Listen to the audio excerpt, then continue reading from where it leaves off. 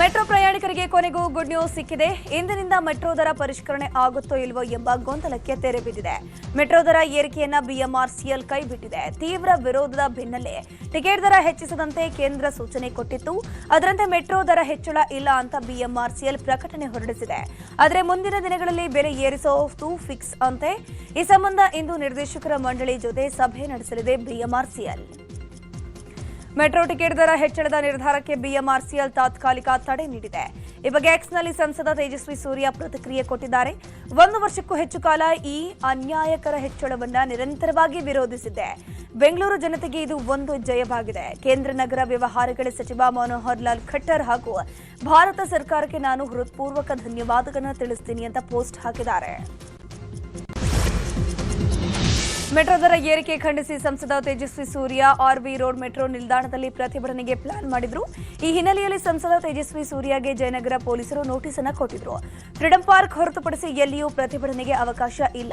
ಪ್ರತಿಭಟನೆಗೆ ಯಾವುದೇ ಅನುಮತಿ ಇಲ್ಲದಿದ್ರು ಯಾಕೆ ಪ್ರತಿಭಟನೆ ಮಾಡಿದ್ರಿ, ವಿವರಣೆ ಕೊಡಿ ಅಂತ ನೋಟಿಸ್ ಅನ್ನು ನೀಡಲಾಗಿದೆ. ಮೆಟ್ರೋ ದರ ವಿವಾದದ ಬಗ್ಗೆ ಮಾಜಿ ಸಂಸದ ಡಿಕೆ ಸುರೇಶ್ ದೊಡ್ಡಬಳ್ಳಾಪುರದಲ್ಲಿ ಮಾತನಾಡಿದ್ದಾರೆ. ಕೇಂದ್ರದಲ್ಲಿ ಬಿಜೆಪಿ ಸರ್ಕಾರ ಬರುವುದಕ್ಕೆ ನಮ್ಮ ರಾಜ್ಯದ ಸಂಸದರ ಕೊಡುಗೆ ಹೆಚ್ಚಿದೆ. ಆದರೆ ಕೇಂದ್ರ ಬಜೆಟ್ನಲ್ಲಿ ಕರ್ನಾಟಕಕ್ಕೆ ಅವರ ಕೊಡುಗೆ ಏನು? ಮೆಟ್ರೋ ದರ ಇಟ್ಕೊಂಡು ರಾಜಕಾರಣ ಮಾಡುವುದಲ್ಲ. ಕರ್ನಾಟಕದ ತೆರಿಗೆಯಲ್ಲಿ ಆಗುತ್ತಿರುವ ಅನ್ಯಾಯ, ನೀರಾವರಿಗೆ ಸಿಗದೇ ಇರುವಂತಹ ಅನ್ಯಾಯವನ್ನ ಖಂಡಿಸಬೇಕು ಅಂತಂದ್ರು. ಸರ್ಕಾರ, ಕೇಂದ್ರ ಸರ್ಕಾರದವರು, ಸಂಸದರುಗಳ ಕೊಡುಗೆ ಇವತ್ತು ರಾಜ್ಯದಲ್ಲಿ ಅತಿ ಹೆಚ್ಚು ಸ್ಥಾನಗಳನ್ನು ಗಳಿಸಿದ್ದಾರೆ.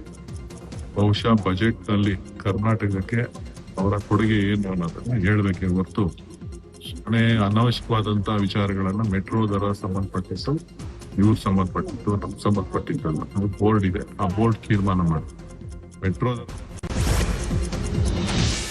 ತಾತ್ಕಾಲಿಕವಾಗಿ ಮೆಟ್ರೋ ಟಿಕೆಟ್ ದರ ಹೆಚ್ಚಳವನ್ನು ಸ್ಥಗಿತ ಮಾಡಲಾಗಿದೆ. ಈ ನಡುವೆ ಯಾವುದೇ ಸಮಸ್ಯೆ ಆಗದಂತೆ ಬೆಂಗಳೂರು ಪೊಲೀಸರು ಅಲರ್ಟ್ ಆಗಿದ್ದು ಮುಂಜಾಗ್ರತಾ ಕ್ರಮವಾಗಿ ನಗರದ ಎಲ್ಲ ಮೆಟ್ರೋ ನಿಲ್ದಾಣಗಳ ಬಳಿ ಭದ್ರತೆಯನ್ನು ಮಾಡಿದ್ದಾರೆ.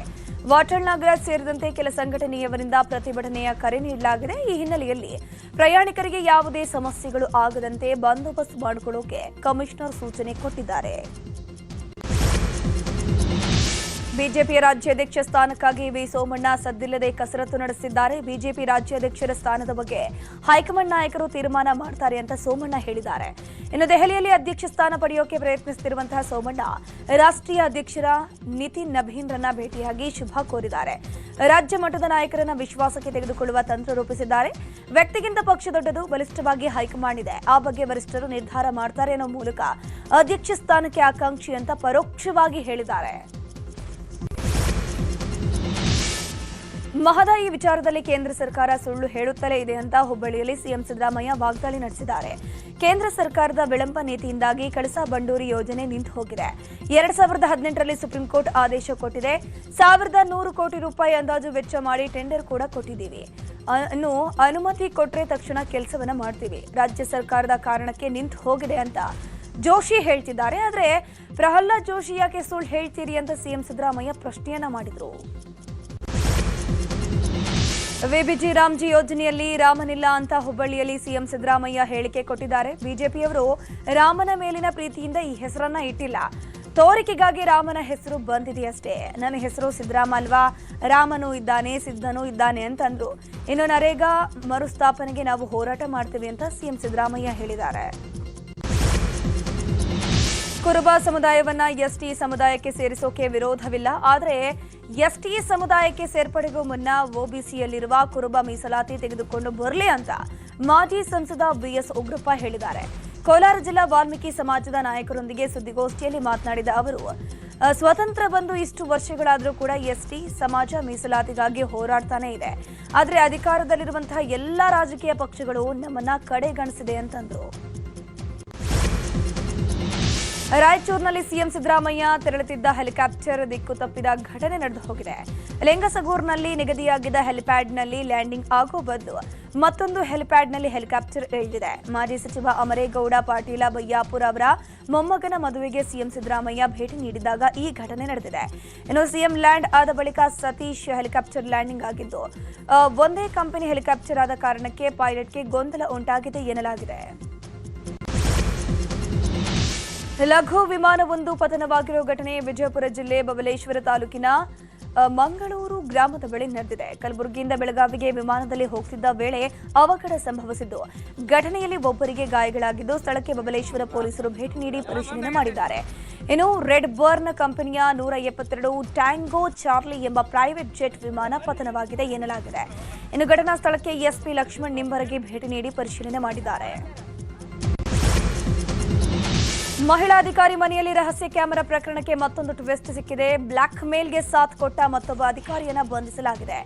ವೃತ್ತಿ ವೈಷಮ್ಯ ಹಿನ್ನೆಲೆ ಮಹಿಳಾ ಅಧಿಕಾರಿಯ ತೇಜೋವಧಿಗೆ ಸಾಥ್ ನೀಡಿದ್ದ ವಿನೋದ್ ಟಿ ಎಂಬಾತನನ್ನ ಮಾಳಮಾರುತಿ ಪೊಲೀಸರು ಬಂಧಿಸಿದ್ದಾರೆ. ಆರೋಪಿ ವಿನೋದ್ ಮಹಿಳಾ ಅಧಿಕಾರಿಯ ವಿರುದ್ಧ ನಕಲಿ ಪತ್ರಕರ್ತರನ್ನ ಛೂ ಬಿಟ್ಟು ಮಹಿಳಾ ಅಧಿಕಾರಿಯ ಖಾಸಗಿ ದೃಶ್ಯ ಸಂಗ್ರಹಿಸೋಕೆ ಪ್ಲಾನ್ ಮಾಡಿಕೊಂಡಿದ್ದ. ಅದರಂತೆ ಮನೆಯ ಹೋಲ್ಡರ್ನಲ್ಲಿ 8 ರಹಸ್ಯ ಕ್ಯಾಮೆರಾಗಳನ್ನು ಇಟ್ಟಿದ್ರು. ಈ ಬಗ್ಗೆ ತನಿಖೆ ನಡೆಸಿದ ಪೊಲೀಸರು ಈಗಾಗಲೇ 3 ಅರೆಸ್ಟ್ ಮಾಡಿದ್ದಾರೆ. ಪೊಲೀಸರು ಆರೋಪಿ ವಿನೋದ್ನನ್ನ ನ್ಯಾಯಾಧೀಶರ ಮುಂದೆ ಹಾಜರುಪಡಿಸಿ ಜೈಲಿಗಟ್ಟಿದ್ದಾರೆ. ಸದ್ಯ ಪೊಲೀಸರು ವಿನೋದ್ನ ಮೊಬೈಲ್ ಜಾಲಾಡುತ್ತಿದ್ದಾರೆ. ಮತ್ತೊಂದು ಕಡೆ 3 ನಕಲಿ ಪತ್ರಕರ್ತರು ಬೇಲ್ ಅರ್ಜಿಯ ಅಮಾನತಾಗಿದೆ. ಆಕಸ್ಮಿಕ ಬೆಂಕಿ ಬಿದ್ದು ಕಡಲೆಬೇಳೆ ಹಾಗೂ ಹೊಟ್ಟು ಸುಟ್ಟು ಭಸ್ಮವಾಗಿ ಹೋಗಿದೆ. ಈ ಘಟನೆ ಕೊಪ್ಪಳದ ಕುಕನೂರು ತಾಲೂಕಿನ ಬಳಗೇರಿಯಲ್ಲಿ ನಡೆದಿರುವುದು. ಗ್ರಾಮದ ರಾಮಪ್ಪ ಹೊಂಬಾಳೆ ಅನ್ನೋರಿಗೆ ಸೇರಿದ್ದ ಕಡಲೆಬೇಳೆ ಹಾಗೂ ಹೊಟ್ಟು ಆಕಸ್ಮಿಕ ಬೆಂಕಿಗೆ ಆಹುತಿಯಾಗಿದ್ದು ಲಕ್ಷಾಂತರ ರೂಪಾಯಿ ನಷ್ಟ ಆಗಿದೆ. ಬೆಂಕಿ ಅವಘಡದಲ್ಲಿ ಗಂಗಮ್ಮ ಹೊಂಬಾಳೆ ಅನ್ನೋರ ಬಲಗೈ ಹಾಗೂ ಮುಖಕ್ಕೆ ಸ್ವಲ್ಪ ಗಾಯಗಳಾಗಿದೆ. ತುಮಕೂರು ಜಿಲ್ಲೆಯ ವಸಂತಾಪುರದಲ್ಲಿ ಕೈಗಾರಿಕಾ ಪ್ರದೇಶದಲ್ಲಿ ಬೆಂಕಿ ಅವಘಡ ಸಂಭವಿಸಿದೆ. ವೇಸ್ಟ್ ಆಯಿಲ್ ಮತ್ತು ಗುಜರಿ ಸಾಮಗ್ರಿಗಳ ದಾಸ್ತಾನು ಗೋಡೌನ್ನಲ್ಲಿ ಬೆಂಕಿ ಕಾಣಿಸಿಕೊಳ್ತು. ಅದೃಷ್ಟವಶಾತ್ ಕಾರ್ಖಾನೆ ರಜೆ ಇದ್ದ ಕಾರಣ ಯಾವುದೇ ಸಾವು ನೋವಾಗಿಲ್ಲ. ಹಿಂದೂಗಳನ್ನು ಒಗ್ಗೂಡಿಸುವ ನಿಟ್ಟಿನಲ್ಲಿ ಬೀದರ್ನ ಬಸವ ಕಲ್ಯಾಣ ತಾಲೂಕಿನ ನಾರಾಯಣಪುರ ಗ್ರಾಮದಲ್ಲಿ ಬೃಹತ್ ವಿರಾಟ ಹಿಂದೂ ಸಮ್ಮೇಳನ ಶೋಭಾಯಾತ್ರೆ ನಡೆದಿದೆ. ಗ್ರಾಮದ ಶ್ರೀರಾಮ ವೃತ್ತದಿಂದ ಪ್ರಾರಂಭವಾದ ಬೃಹತ್ ಶೋಭಾಯಾತ್ರೆಯಲ್ಲಿ ಸಾವಿರಾರು ಜನ ಪಾಲ್ಗೊಂಡಿದ್ದರು. ಈ ವೇಳೆ ದೇಶಭಕ್ತಿ ಗೀತೆಗಳೊಂದಿಗೆ ಭಾರತ ಮಾತೆಯ ಭಾವಚಿತ್ರದ ಮೆರವಣಿಗೆ ರೋಮಾಂಚನ ತರಿಸಿತು. ಇನ್ನು ಸಮ್ಮೇಳನದ ಹಿನ್ನೆಲೆಯಲ್ಲಿ ಇಡೀ ಗ್ರಾಮದಾದ್ಯಂತ ಭಗವಾ ಧ್ವಜಗಳು, ಬ್ಯಾನರ್ಗಳಿಂದ ಊರಿಗೆ ಊರೇ ಕೇಸರಿಮಯವಾಗಿತ್ತು.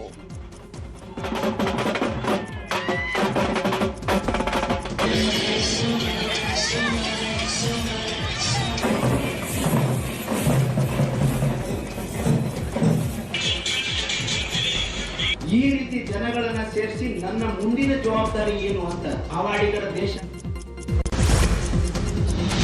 ಕೊಪ್ಪಳ ಜಿಲ್ಲೆಯ ಯಲಬುರ್ಗಾ ತಾಲೂಕಿನ ಚಿಕ್ಕವಂಕಲಹುಂಟಿ ಪ್ರಸಿದ್ಧ ಧಾರ್ಮಿಕ ಕ್ಷೇತ್ರದಲ್ಲಿ ಆಂಜನೇಯ ಸ್ವಾಮಿ ಜಾತ್ರಾ ಮಹೋತ್ಸವದಲ್ಲಿ ಕಾರ್ಣಿಕ ನುಡಿದಿದೆ. ಕುರುಬರ ನೀಲವ್ವ ಹಸಿರು ಸೀರೆ ಉಟಾಳ ಮುತ್ತಿನ ದಂಡಿ ಹಾಕಳಿಯಲ್ಲಿ ಪಂಚಕಲ್ಯಾಣಿ ಕುದುರೆ ಕುಣಿತೈತ ಅಂತ ಕಾರ್ಣಿಕ ನುಡಿದಿದ್ದಾರೆ. ಈ ವರ್ಷ ಮಳೆ ಬೆಳೆ ಚೆನ್ನಾಗಿ ಆಗಲಿದೆ ಅಂತ ಭವಿಷ್ಯ ಹೊರಬಿದ್ದಿದೆ.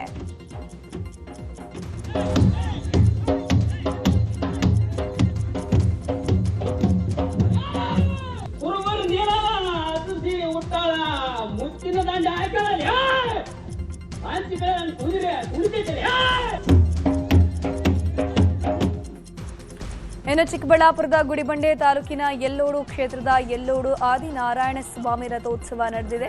ಲಕ್ಷಾಂತರ ಭಕ್ತರು ಭಾಗಿಯಾಗಿದ್ದರು. ಇನ್ನು ರಥೋತ್ಸವದಲ್ಲಿ ಸಂಸದ ಡಾಕ್ಟರ್ ಕೆ ಸುಧಾಕರ್ ಹಾಗೆಯೇ ಸ್ಥಳೀಯ ಶಾಸಕ ಸುಬ್ಬಾರೆಡ್ಡಿ ಕೂಡ ಭಾಗಿಯಾಗಿ ದೇವರ ದರ್ಶನ ಪಡ್ಕೊಂಡ್ರು. ಈ ವೇಳೆ ಭಾಗಿಯಾಗಿದ್ದ ಲಕ್ಷಾಂತರ ಜನ ಅನ್ನಪ್ರಸಾದ, ಹೆಸರು ಬೇಳೆ, ಪಾನಕ ಸೇರಿದಂತೆ ನಾನಾ ದಾಸೋಹಗಳನ್ನು ಸವಿತು.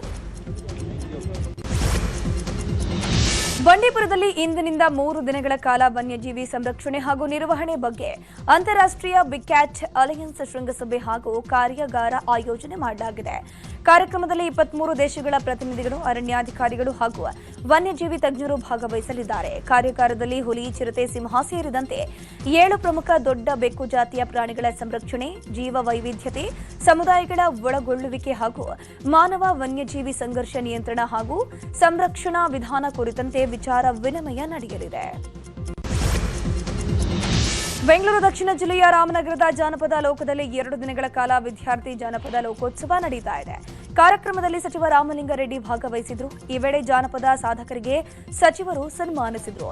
ಇದೇ ಸಂದರ್ಭದಲ್ಲಿ ಮಾತನಾಡಿದ ಅವರು, ಜಾನಪದ ಲೋಕಕ್ಕೆ ಬಾಕಿ ಇರುವಂತಹ ಅನುದಾನದ ವಿಚಾರವಾಗಿ ಸಿಎಂ ಜೊತೆ ಚರ್ಚೆ ಮಾಡ್ತೀನಿ, ಸೂಕ್ತ ಅನುದಾನದ ವ್ಯವಸ್ಥೆ ಮಾಡಿಸ್ತೀನಿ ಅಂತ ಭರವಸೆಯನ್ನು ನೀಡಿದ್ದಾರೆ. ಅಂತಾರಾಷ್ಟ್ರೀಯ ಮಟ್ಟದ ವಿಕೆಟ್ ಎಕ್ಸ್ಪೋ ಕಾರ್ಯಾಗಾರಕ್ಕೆ ಡಿಸಿಎಂ ಡಿಕೆ ಶಿವಕುಮಾರ್ ಇವತ್ತು ಚಾಲನೆ ನೀಡಲಿದ್ದಾರೆ. ಜ್ಞಾನ ಭಾರತಿ ಆಡಿಟೋರಿಯಂನಲ್ಲಿ ಬೆಳಗ್ಗೆ 9 ಗಂಟೆಗೆ ಕಾರ್ಯಕ್ರಮ ನಡೆಯಲಿದೆ. ಈ ಕಾರ್ಯಾಗಾರಕ್ಕೆ ಸಚಿವರಾದ ಡಾಕ್ಟರ್ ಸುಧಾಕರ್, ಕೆಜೆ ಜಾರ್ಜ್, ಬೋಸರಾಜ್ ಅತಿಥಿಗಳಾಗಿ ಪಾಲ್ಗೊಳ್ಳುತ್ತಾರೆ. ಚಿಕಾಗೋ, ಸೌದಿ ಅರೇಬಿಯಾ ಸೇರಿದಂತೆ ವಿವಿಧ ದೇಶಗಳ ಖ್ಯಾತ ವಿಜ್ಞಾನಿಗಳು, ತಜ್ಞರು, ಐಎಎಸ್ ಅಧಿಕಾರಿಗಳು ಕಾರ್ಯಾಗಾರದಲ್ಲಿ ಭಾಗಿಯಾಗಲಿದ್ದಾರೆ. ಝೀರೋ ವೇಸ್ಟ್ ಸೊಸೈಟಿ ಆಫ್ ಇಂಡಿಯಾದ ವತಿಯಿಂದ ಈ ಕಾರ್ಯಕ್ರಮ ಹಮ್ಮಿಕೊಳ್ಳಲಾಗಿದೆ. ಬೆಂಗಳೂರಿನ ಕೋರಮಂಗಲದ ಫೋರಂ ಮಾಲ್ನಲ್ಲಿ ಲೈವ್ ಕನ್ಸರ್ಟ್ನಲ್ಲಿ ಕನ್ನಡವನ್ನ ಕಡೆಗಣನೆ ಮಾಡಿದ ಆರೋಪ ಕೇಳಿಬಂದಿದೆ. ಮಾಲ್ನಡೆಗೆ ಕರವೇ ಪ್ರವೀಣ್ ಶೆಟ್ಟಿ ಬಣ ಕೆಂಡಾಮಂಡಲಾಗಿದೆ. ಕಾರ್ಯಕ್ರಮದಲ್ಲಿ ಕನ್ನಡ ಹಾಡುಗಳನ್ನು ಕಡೆಗಣಿಸಿ ಕೇವಲ ತಮಿಳು ಹಾಡುಗಳನ್ನು ಹಾಡುತ್ತಿದ್ದಾರೆ ಅನ್ನುವಂತಹ ಆರೋಪ ಕೇಳಿಬಂದಿದೆ. ಅಷ್ಟೇ ಅಲ್ಲದೆ ಕಾರ್ಯಕ್ರಮದಲ್ಲಿ ಕನ್ನಡ ನಾಮಫಲಕ ಹಾಕದೇ ಇರುವುದು ಬೆಳಕಿಗೆ ಬಂದಿದೆ. ಕನ್ನಡ ಕಡೆಗಣಿಸಿದ್ದಕ್ಕೆ ಆಕ್ರೋಶಗೊಂಡ ಕರವೇ ಪ್ರವೀಣ್ ಶೆಟ್ಟಿ ನೇತೃತ್ವದಲ್ಲಿ ಮುತ್ತಿಗೆ ಹಾಕಲಾಯಿತು. ಚಿಕ್ಕಬಳ್ಳಾಪುರ ಶಾಸಕ ಪ್ರದೀಪ್ ಈಶ್ವರ್ ಅವರ 42ನೇ ಹುಟ್ಟುಹಬ್ಬವನ್ನು ಅವರ ಅಭಿಮಾನಿಗಳು ಅದ್ದೂರಿಯಾಗಿ ಆಚರಿಸಿದ್ದಾರೆ. ಚಿಕ್ಕಬಳ್ಳಾಪುರದ ಕೈವಾರ ತಾತಯ್ಯನವರ ದೇವಾಲಯದಲ್ಲಿ ವಿಶೇಷ ಪೂಜೆಯನ್ನು ಸಲ್ಲಿಸಿ 101 ತೆಂಗಿನ ಕಾಯಿಗಳನ್ನು ಒಡೆದು ಶುಭ ಕೋರಿದ್ರು. ಕಾರ್ಯಕರ್ತರು ಕೇಕ್ ಕತ್ತರಿಸಿ ಸಂಭ್ರಮಾಚರಣೆ ನಡೆಸಿದ್ರು. ಅತ್ತ ಬಲಮುರಿ ವೃತ್ತದಲ್ಲಿ ಬಿರಿಯಾನಿ ವಿತರಣೆ ಮಾಡಲಾಯಿತು. ಇನ್ನು ಮಂಚೇನಹಳ್ಳಿ ಗ್ರಾಮದಲ್ಲಿ ವಿನಾಯಕನ ಗುಡಿಯಲ್ಲಿ ಪೂಜೆ ಸಲ್ಲಿಸಿದ ಪ್ರದೀಪ್ ಈಶ್ವರ್ ಅಭಿಮಾನಿಗಳು ದೇವಾಲಯದ ಬಳಿ ಬೃಹತ್ ರಕ್ತದಾನ ಶಿಬಿರ ಏರ್ಪಡಿಸಿ ಬರ್ತ್ಡೇಯನ್ನು ಅರ್ಥಪೂರ್ಣವಾಗಿ ಸೆಲೆಬ್ರೇಟ್ ಮಾಡಿದರು. 2024ರ ಟಿ20 ವಿಶ್ವಕಪ್ ರನ್ನರ್ ಅಪ್ ದಕ್ಷಿಣ ಆಫ್ರಿಕಾ ಇವತ್ತು ಕೆನಡಾ ವಿರುದ್ಧ ಕಣಕ್ಕೆ ಇಳಿಯಲಿದೆ. 2024ರ ವಿಶ್ವಕಪ್ ಸೋಲಿನ ಬಳಿಕ ಆಡಿದ 32 ಪಂದ್ಯಗಳಲ್ಲಿ ದಕ್ಷಿಣ ಆಫ್ರಿಕಾ ಕೇವಲ 12ರಲ್ಲಿ ಗೆದ್ದಿದ್ದು, ಇತ್ತೀಚೆಗೆ ಭಾರತ ವಿರುದ್ಧದ ಸರಣಿಯಲ್ಲೂ ನಿರೀಕ್ಷಿತ ಪ್ರದರ್ಶನ ತೋರೋಕೆ ವಿಫಲವಾಗಿತ್ತು. ಆದರೆ ಈ ಬಾರಿ ವಿಶ್ವಕಪ್ ಟ್ರೋಫಿ ಗೆಲುವಿನ ಮೇಲೆ ಕಣ್ಣಿಟ್ಟಿದೆ.